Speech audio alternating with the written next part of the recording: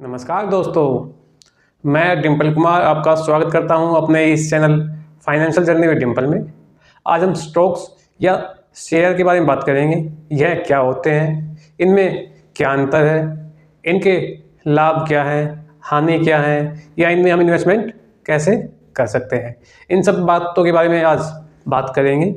दोस्तों, stock market में investment के वैसे तो काफ़ी ऑप्शंस होते हैं, जिसके बारे में हमने लास्ट वीडियो में भी बात की। आप वह वीडियो देखना चाहते हैं तो उसका लिंक डिस्क्रिप्शन में दिया हुआ है, आप वहां जाकर वह भी देख सकते हैं।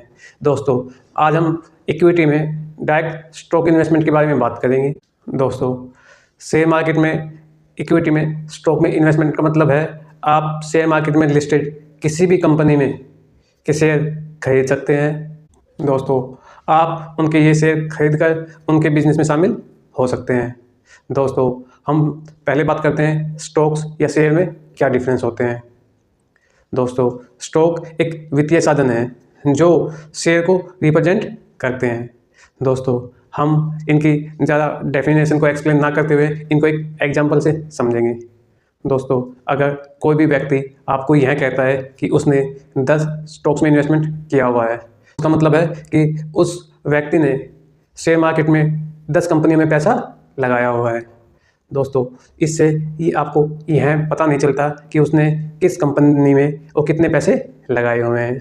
दोस्तों, वहीं पर कोई व्यक्ति अगर आपको कहता है कि मैंने 10 शेयर खरीदे हुए हैं, तो इसका मतलब वह व्यक्ति किसी एक पर्टिकुलर कंपनी के लिए कह रहा है कि उसने उस कंपनी के 10 शेयर खरीदे हुए हैं। दोस्तों, शेयर एक कंपनी के संपत्ति का एक छोटा सा हिस्सा होते हैं।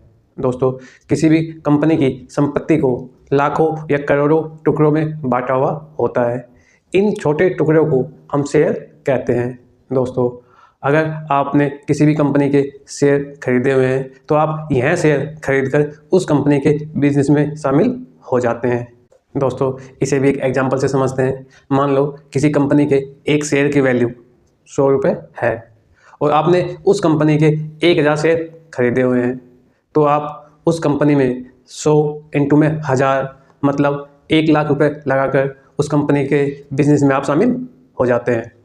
दोस्तों, अब आपको यहाँ पे यह ध्यान रखना है, अगर उस कंपनी के शेयर की वैल्यू 100 रुपये से 120 रुपये होगी तो आपके अमाउंट की भी वैल्यू 1 लाख रुपये से 1,20,000 हो जाएगी। वहीं पर अगर आपको उस शेयर के प्राइस में लॉस होता है और उसकी 100 रुपये की वैल्यू घटकर 90 रुपये रह जाती है, तो आपका यह इन्वेस्टमेंट अमाउंट 1 लाख से घटकर 90,000 हो जाएगा। दोस्तों, अब हम बात करते हैं कि स्टॉक में इन्वेस्टमेंट से हम कैसे पैसे कमा सकते हैं। दोस्तों, यहाँ पर मेनली 2 तरीके हैं जिनसे हम अपनी इनकम जनरेट कर सकते हैं। दोस्तों, पहला तरीका है कैपिटल एप्रिसिएशन। इसका मतलब यह है कि आपने किसी कंपनी के मान लो 1 लाख रुपये के शेयर खरीदे हुए हैं और आपको वहाँ पे एनुअल 20% का रिटर्न मिल रहा है, तो आपके यहाँ 1 लाख रुपये 1,20,000 हो जाएंगे। तो दोस्तों, आपको यहाँ पर 20,000 का प्रॉफिट होगा। दोस्तों, वहीं पर दूसरा तरीका है डिविडेंड इनकम। दोस्तों, यहाँ पर डिविडेंड का मतलब है कि कंपनी को एक फाइनेंशियल ईयर में जो भी प्रॉफिट होता है, तो कंपनी उस प्रॉफिट में से कुछ हिस्सा शेयर होल्डर को एज ए डिविडेंड के रूप में वापस देते हैं। यह कंपनी टू कंपनी वेरी करता है। दोस्तों, मान लो कोई कंपनी 1% का डिविडेंड देती है और उसके एक स्टॉक की वैल्यू 500 रुपये है। दोस्तों, इसका मतलब यह होगा अगर किसी बंदे के पास उस कंपनी के 10 शेयर हैं तो वह कंपनी 10 इंटू 5 मतलब 50 रुपये उसको एज ए डिविडेंड के रूप में देगी। तो दोस्तों, यह था दूसरा तरीका इनकम का। दोस्तों, अब बात करते हैं कि स्टॉक्स के कितने टाइप होते हैं।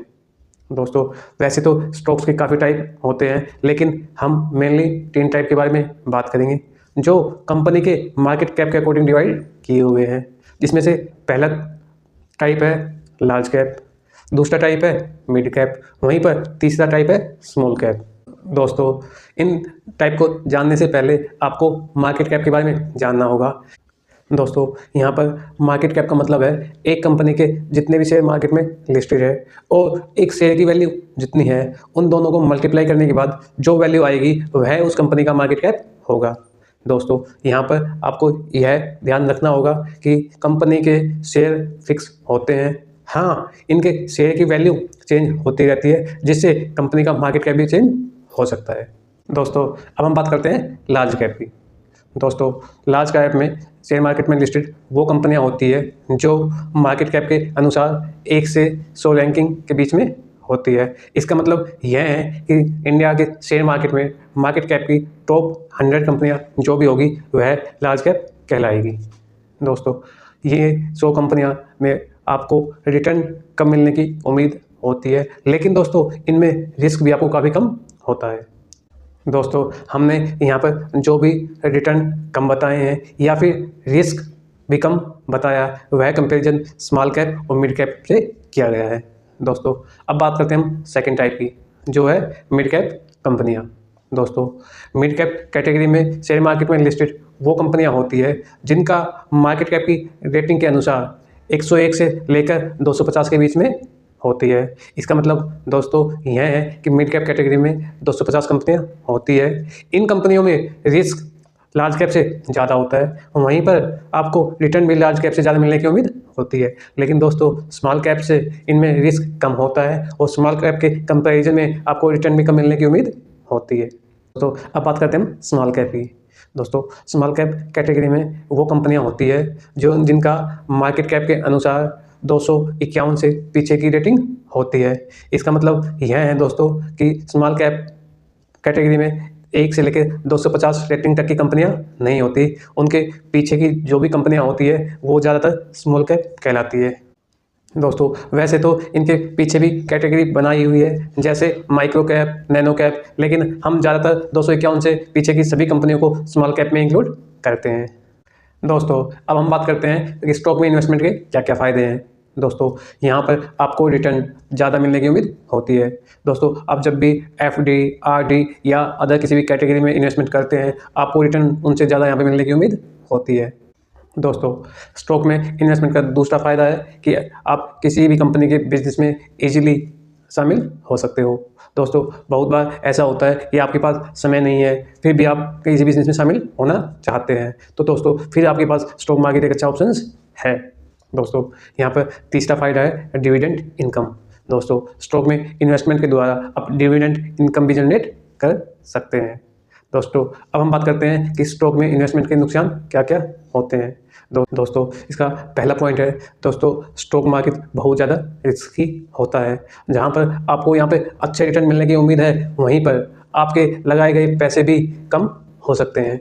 तो दोस्तों अगर आपको नॉलेज नहीं है स्टॉक मार्केट का तो फिर यह आपके लिए बहुत ज़्यादा रिस्की हो जाता है। दोस्तों इसका दूसरा पॉइंट है कि अगर कोई भी कंपनी दिवालिया हो जाती है तो आपके सारे पैसे भी डूब सकते हैं, यह बहुत ज़्यादा रिस्की हो जाता है। दोस्तों अब हम बात करते हैं स्टॉक मार्केट में हम कैसे इन्वेस्ट कर सकते हैं। दोस्तों स्टॉक मार्केट में इन्वेस्ट करने के लिए अभी अपने देश में 2 स्टॉक एक्सचेंज है।